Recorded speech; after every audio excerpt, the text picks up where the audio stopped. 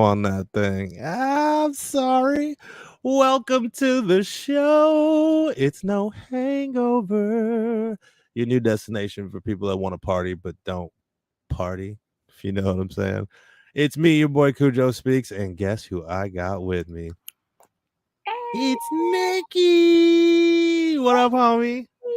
What's up? I'm so excited. Oh man, this is wild. So, to those of you that are new to, obviously everybody's new to No Hangover, but to those of you that are new to the network, welcome to Hot 93.97, 93.97 Network.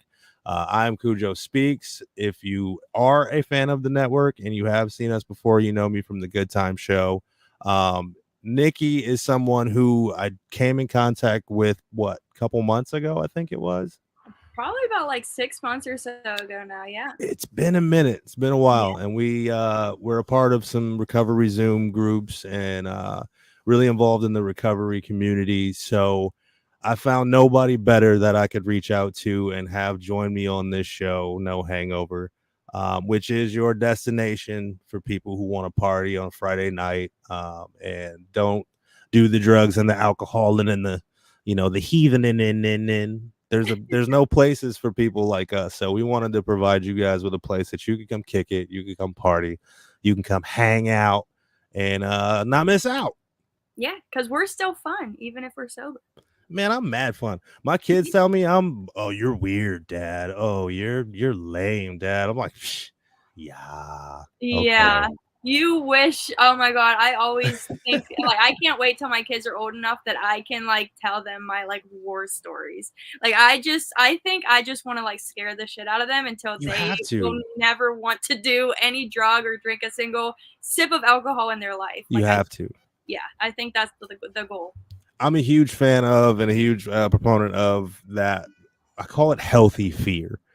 You know what I mean? Like you got to scare somebody enough to where they're like, I'm not even going to touch that. Right, right. So I'm real descriptive when I'm telling my kids Yeah. everything. I always say honesty is the best way to go about it, honestly. And I truly think that's the case because for me, like my family never talked about it. Like it was Right. just swept under the rug. Like drugs were just like we knew they existed. And I knew that like my family drank and smoked and did what they wanted to do.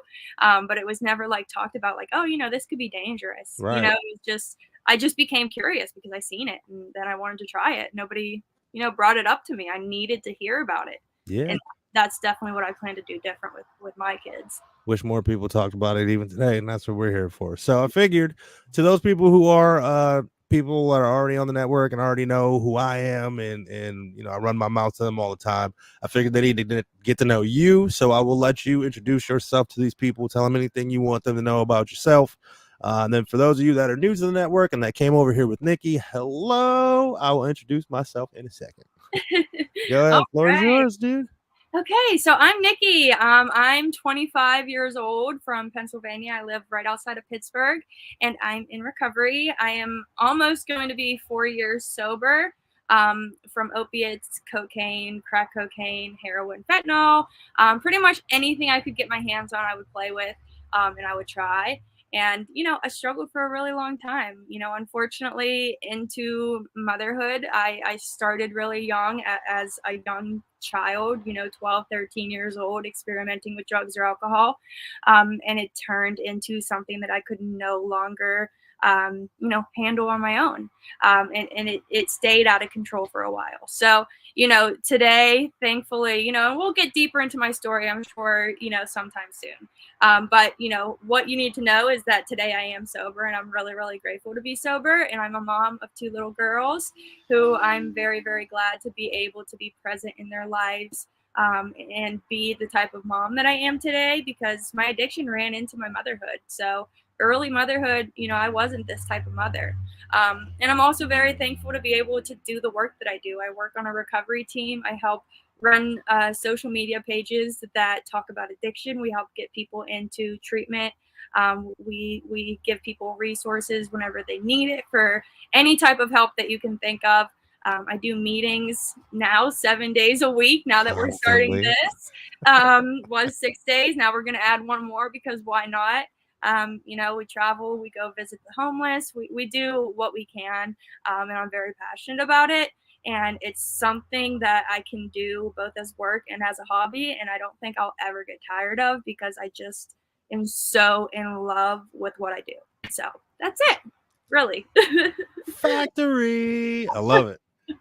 I love it because it's the I was trying to find a passion my entire life, and I've been decent at a lot of things, but when it came to finding the Zoom meetings and now becoming a part of the actual mission of helping other people, like strongly helping other people get to the happiness that I have at this point, like talk about a mission, man. Talk about finding some purpose. It was Nothing feels better than, and there's so many people on the Zooms that I remember the first, weeks that I started doing those, they came on just like really like in very early recovery, if in recovery at all. They may have still right. been struggling. And now I see them like doing so much. It's great. I mean, I have Right. never felt anything better. And I've given birth twice. So, like that first day holding a baby, I don't even know if that compares to the feeling of seeing someone get sober, honestly. It's And I love my wild. kids to death, but Yeah. it's such a passion, and I can't explain it or compare it to anything else because there's nothing like it. Well, I have 8 kids, so that you know, the birth of your kids or like your kids' accomplishments, you're always gonna say like, man, it's the greatest day, it's the best feeling. But you're right, like somebody called me not long ago or texted me not long ago and asked me like, hey bro, I need you right now. Like I'm about to do X, Y, and Z. Like, please help me.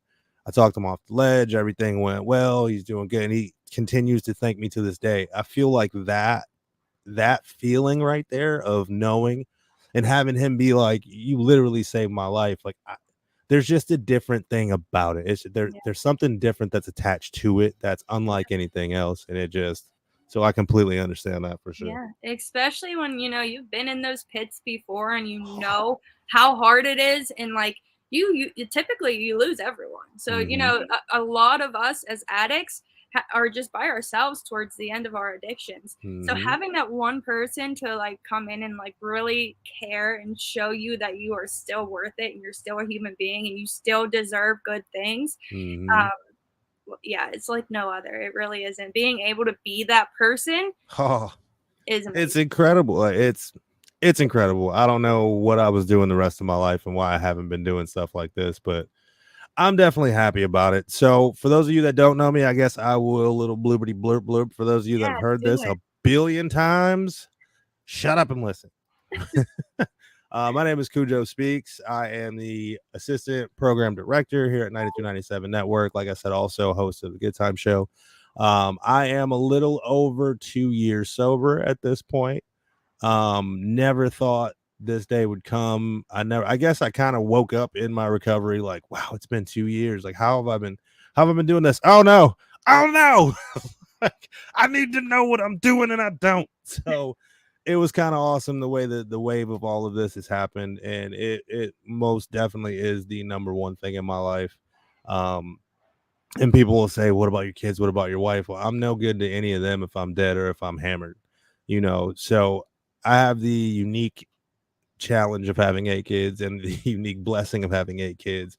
But what comes with that is the older kids saw me deep in my active addiction and the end of it. And to me, the end of it was way worse than, any of the other stuff, just because I had my family. And they had to watch me go through that. And, coupled with, I am a veteran as well, 100% disabled veteran. So coupled with the pain that I was going through and being super incredibly hammered, I was passing out, losing consciousness, and they were having to pick me up off the floor. And, so all of those things that you realize you had put people through suck. But when it's your kids and knowing that that's a part of their childhood and something that they'll say or, think about later on in life, it sucks. So before my twin baby boys, who are almost 2, were born, I decided that was it. It was finally enough for me. I think the regret I felt for the kids that I had at the time, seeing all of that and not wanting my newborn kids to grow up anywhere near something like that, was a big motivator for me. And I'm really, really glad that whatever it was inside of me that told me to do it was strong enough to keep this thing going. So I will say it's obviously not done alone. My wife is my savior. My wife is my queen. She's my rock. Her support, her undying support, it made it easy. It made it definitely the right choice in my mind. She never pushed me to do it. She never, nagged me about it or any of that. She voiced her concern and she gave me the space to operate. She said, I know you got it, babe. I know where you're at. I know where your head's at. I know where your heart's at. And I know when it's time, it's time. So find your people, man. Find your circle, find your people. Definitely find your tribe. I know I found mine outside of here at the home because I don't really kick it with many people. Outside of people at my house, I got my 3A family, and that is all I need. Yes, yes. I love it so much. It's so awesome to see a couple go through addiction, whether it be one or Man, both. That's crazy. Um, man. yeah, and my significant other, he's also definitely struggled. He's not very open about it. He doesn't like to Mhm. talk about it, and I won't get into his story because it's his to tell. Yeah, yeah, We yeah. both struggled, and it's a crazy thing to experience. Because I've been on the side where I was the addict and he was sober, trying to get me help, Oh, and then I've been on the side where he was struggling and I was trying to help him. yeah. It's a beautiful thing. So God bless your wife. I'm so It's glad you have. great. And she never had issues with alcohol, but she decided to quit drinking totally when I quit drinking as well. So, That's awesome. I mean, that's something that I think that needs to be, said and talked about as well for the people in this world that decide, even if they don't have a problem, the people that can manageably handle, alcohol. If someone like that wants to be such an advocate for you that they decide to abstain themselves, like what a person, right? Like it takes a lot to do that. So Oh my God. Yeah. as usual, kudos to my wife. You guys know, those of you that know me know that every time you see my face, you're gonna hear something about my wife. So That's awesome. Yeah, it is she what it sounds is. Is what it is. So this is no hangover. I guess we haven't really introduced what the show is, or great. Yeah. kind of haven't. I made this cool little flyer. Hold on, let me see if I can get it up here. Ooh, Nice. look at that. I So kind of miss my pink hair now. yeah, you got you're I good. might have to get it back. Why not? If I had some, look, this is me being open and honest with y'all, and I haven't even cut my hair, I so I'm can't. looking I don't think I've ever seen your head before. because I don't show my head because it's bald, and sometimes I'm lazy and I don't feel like shaving. So Ain't nothing wrong with bald. there's not, but I went bald at like 25, so it's one of those things now that got ingrained in me, like to wear a hat. I always loved hats, anyways, but as soon as I started losing it, I'm like, yeah, that's going on Yeah. for Hey, sure. whatever works. Yeah, I don't mind it. So yeah, today is just our introducing ourselves. It's busting it open, if you will, as far as putting us in your faces. We really do want this to be the place that people can come kick it and party on a Friday night. So our intentions are to have everything from like sleep therapist to mixologist. Oh, I gotta get to that point. The Yes. first thing about the show, the real big thing about the show to me is the like drink of the week or the smoothie of the week or the meal of the week or whatever it is on the healthy side that we're going to be bringing to you guys. So without naming the show, there is a show that gets people together and they drink booze and they interview each other. I want this to be that same party, just without the booze. So have a bunch of people on and tell us about their lives. Hopefully people share their stories with us. Like this thing's going to go wherever you guys want it to go. This is your spot. This is your party. This is your lounge. So we are here in service to you, but this is also our therapy time. So we are literally just going to come on here and kick it. There is no big gimmicks. There's no bells and whistles. It's just us two Yep. talking shit and recovering the good way. That's literally what we said before we get on here. Like, we don't want this to be scripted whatsoever. Like, you're going to see complete transparency besides our backgrounds because you don't want to see that. But the rest of it, you're going to see complete transparency. We're just going to talk. There's no papers, nothing we're reading. We're just going to do it. And I think the really cool thing is going to be the drinks because I think Yeah. a lot of what we want to do is like mocktails. So, like, Yeah. if you're somebody who maybe the reason you're continuing to struggle is because you missed that, like, The you can still habit. do that It's so without the hard. liquor. Yeah.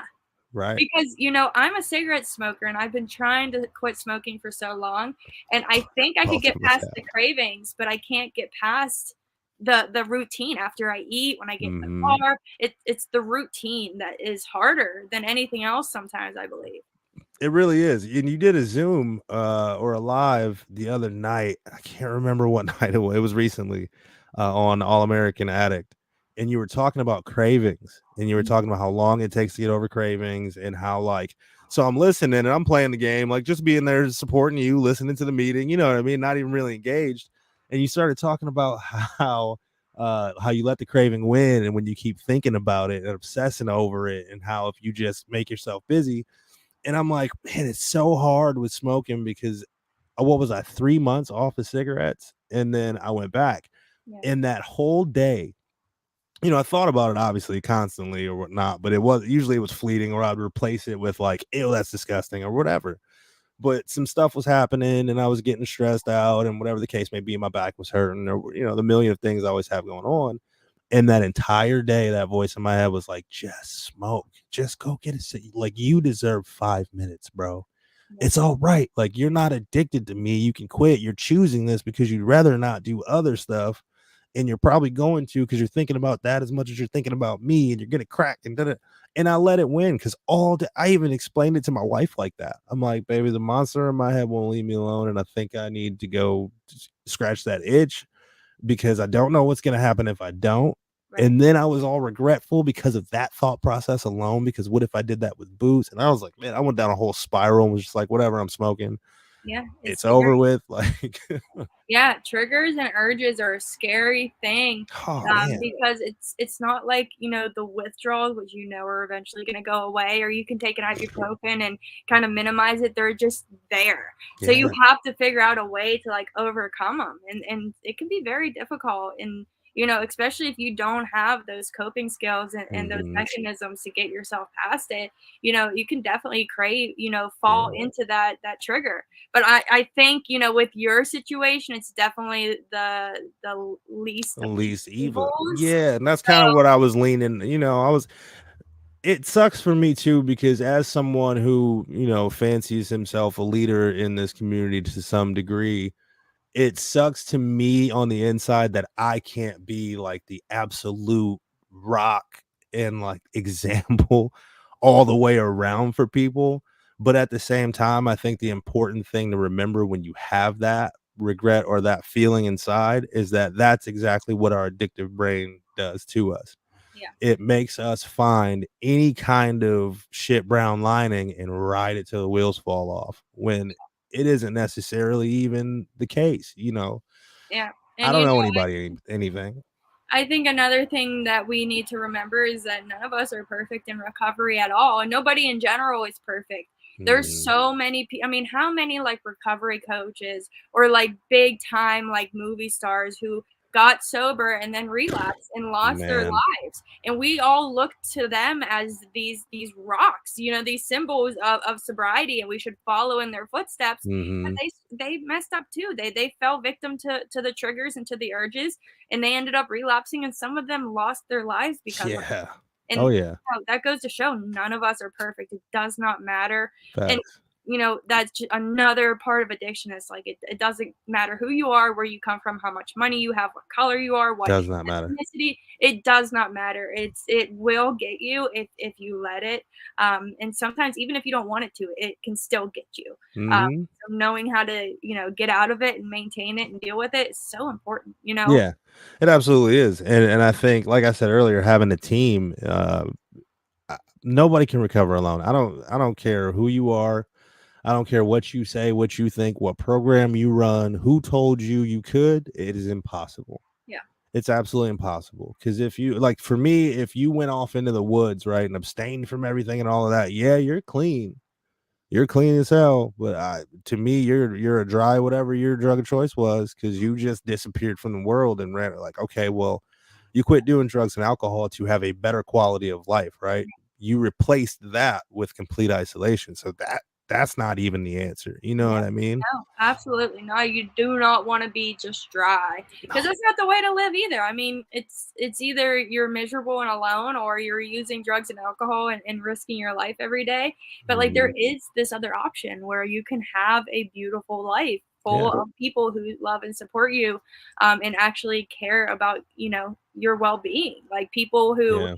unlike the people we hang out with in active addiction, people who will actually, look to you to help you do better, to make sure Facts. you're okay, no matter what you're going through. And I think that's Yeah. another beautiful part of recovery is the people.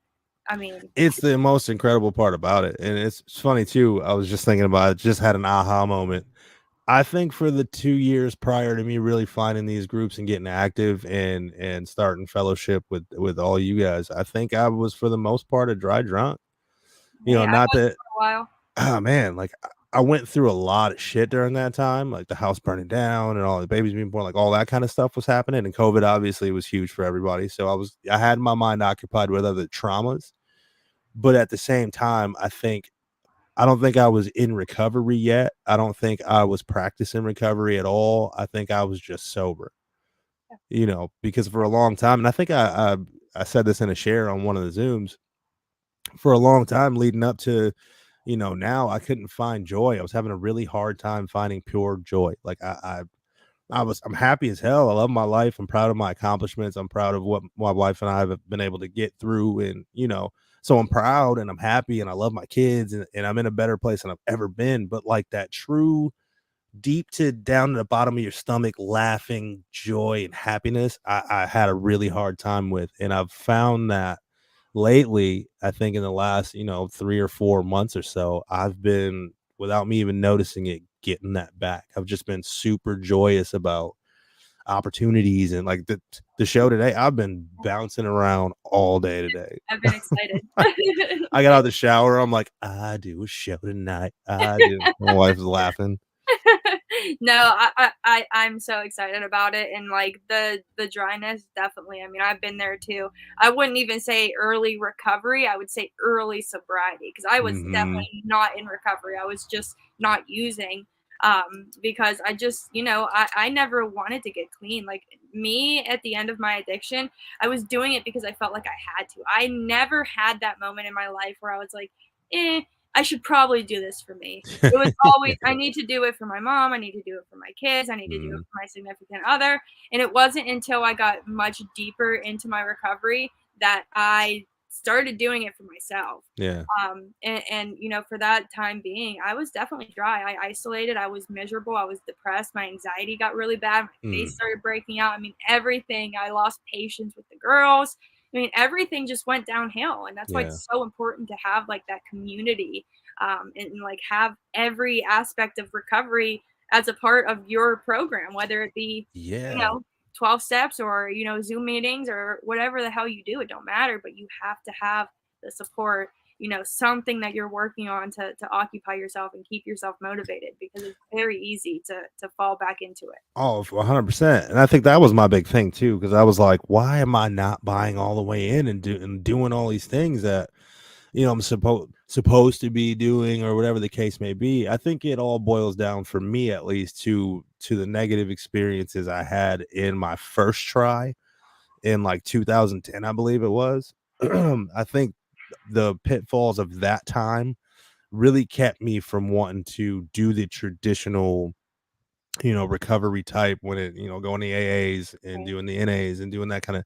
I was like, man, I've seen so many of those people fake it, and it didn't take me but 6 months to relapse trying to follow that after a 28-day inpatient and then trying to do steps and get a sponsor and it became really daunting to me. And I was in the military at the time, so it was like, I'm not ruining my job. I'm not doing it. Nobody even thought I had a problem anyway. Like now I'm doing this, and these people aren't even real, and I'm leaning my sobriety on them. And so it got really messy. So it wasn't even like I shied away for it for the last 2 years. I just never thought about it. I Yeah. never even thought about coming close to going to a meeting or a Zoom or any of that. Yeah. So Yeah, it was me wild. neither.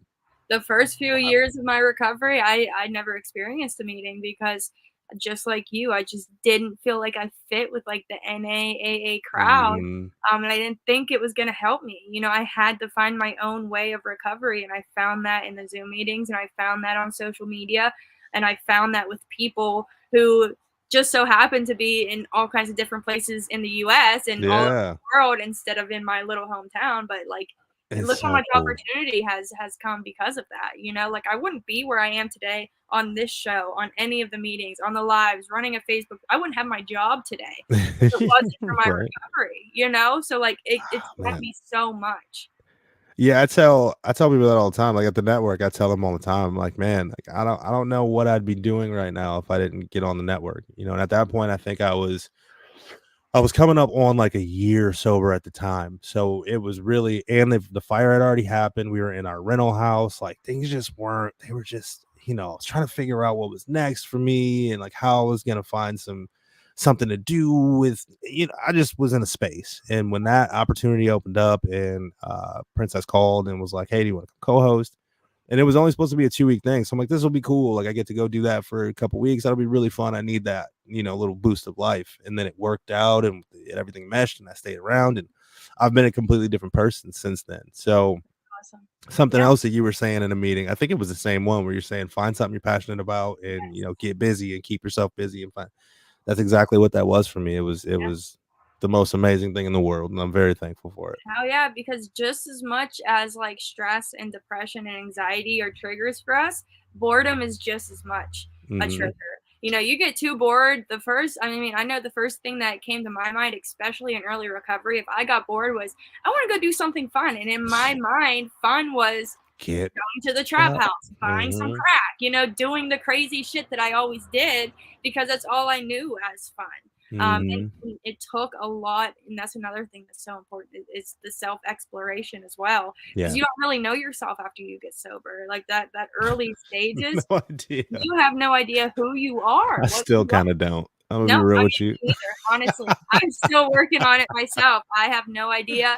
Ah, I just figured, hey, let's do a TV show. Why not? I don't know what I'm doing yet, so let's Right. just do this in the But meantime. those are like the best. Those are the things that tend to work out the best. Those like Oh yeah. split-second decisions of like something Hmm. crazy, like let's start a TV show, Yeah. and it like turns into something crazy. Like that's how the Zoom started for me. Yeah. One night I was like, I want to do my own meeting, and I like made a post. I was like, anyone want to get on Zoom? And now here we are, and Yeah. it's like turning into a nonprofit. Like, It's wild. yeah, it's crazy. So what we're talking about is, and we don't have the logos and all that stuff yet, but we'll maybe next week we'll throw up some of the possibles and just do more of that. But we're a part of a group now called 3A, and it's all addicts and alcoholics, or alcoholics and addicts. I always say it backwards or different.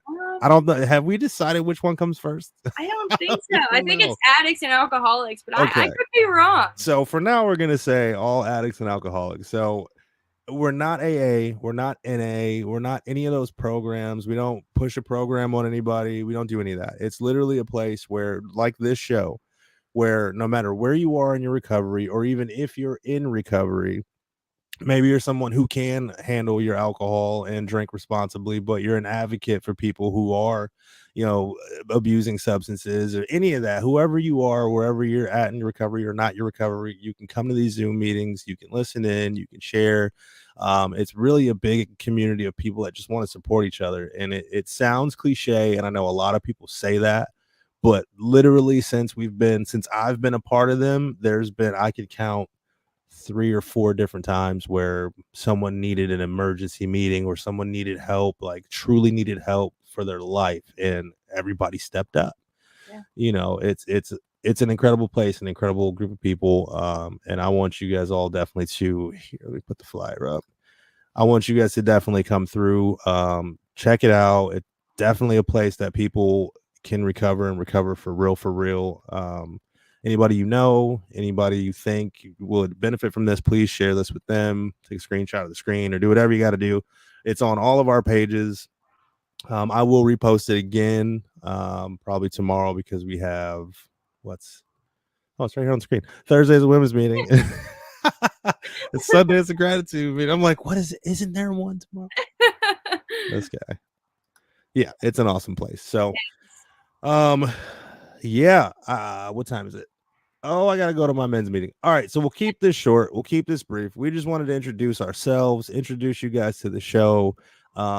Like we said, this is the very, very beginning. This is gonna grow. I definitely want you guys' input more than anything. How this show shapes up and what this show turns into. I want it to be a viewer-driven growth. This is your home. This is your party. We're just the hosts. So I really hope you guys tune in. I really hope this helps you guys. You can take something from this, and we can become a huge community globally of people that party sober. I think it's Yeah. a really cool way to Have live. some fucking fun. I'm with it. We got to figure out too, like a 5-minute dance party or something. Like I feel like we need to have some sort of section on here where we just go buck Oh, you wild. know what else we could do? We could play the drinking games, but with our mocktails. So I definitely had a funny thing about. I think I text you about it when you do like people play truth or dare, or they play like Yes. what's it called? I'm sober now and I act like I don't know the names of these games that I played a billion times. Play beer pong or something like that. But we Right. could do like pickle juice and like Yeah. apple cider vinegar and all that. It's gonna be fun, man. We got a lot of ideas, and I'm excited to see how this grows and where this thing goes. So Yeah. first of all, I have to do this on the show. Nikki, thank you so, so, so much for being able to take this chance. I reached out and I was like, hey, I got a crazy idea. And, told her about it. And she immediately was like, I'm so down. So, having somebody trust and believe in your vision. And, we haven't even known each other that long, but I feel like you know my soul, you know my heart, and you were willing to jump on this thing with me and ride it till the wheels fall off. So I very much appreciate you, and I am so excited to do this thing. Me too, and thank you. I mean, thank you for asking me. I'm so glad because I'm so excited, and I truly think this is going to turn into something amazing. So I'm Yeah, glad I buddy. could be part of it. So yeah, thank you. Awesome. All right, y'all. We're going to get out of here, but the full episode of No Hangover, the very first official one, I'm not sure if we're going to do it live next Friday from 8 to 10 or if we're going to record again, but hopefully we both have the time. We can do it live so we can really see how this thing is going to go. But tune in, man. I'm excited. Thank you guys for joining us tonight.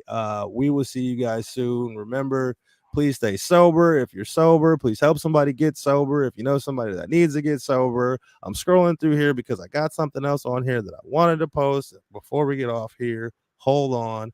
That's not the one. Look, Zeke's barbecue almost just got some promo and he wasn't supposed to. Hold on. Wait a minute. There you go. That's the one. If you or someone you know struggles with addiction, please call the Substance Abuse and Mental Health Services Administration at 1-800-662-4357.